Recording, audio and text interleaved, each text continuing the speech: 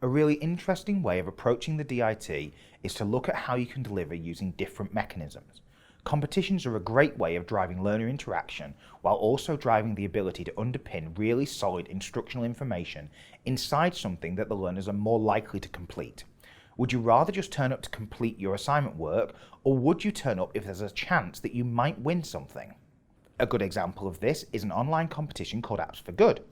This entire competition could be worked in with Component 1, as learners have to design an interface, or an app in this case, in order to meet some form of need.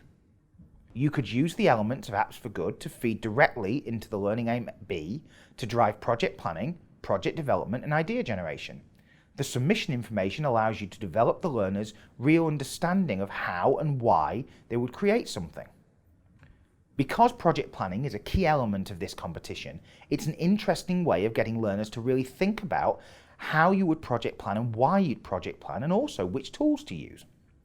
More importantly is the need to be focused on the app itself, and in this case the interface, as Component 1 requires it, but also because it's central to the competition, as it allows learners to use skills you're teaching them to complete something that not only achieves their assignment work, but also achieves something much more that may let them net a win on a national stage, and also bragging rights. Learners like to compete against each other and compete in such a way that drives gamification inside a course. It also doesn't require you as a teacher to do any extra work, and means learners can collect interaction elements or badges, and you can monitor where they're up to.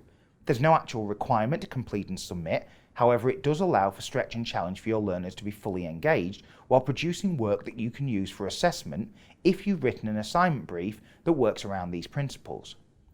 As such, competitions are a really good way to drive learner engagement, and they're not just in Component 1. There are possibilities for underpinning the other components as well. If you feel there is no competition that supports it, it might be worth creating something within your school that would really allow you to develop a gamification element and allow your learners to compete and complete in such a way of the elements that they're not just there because they have to, because they really want to.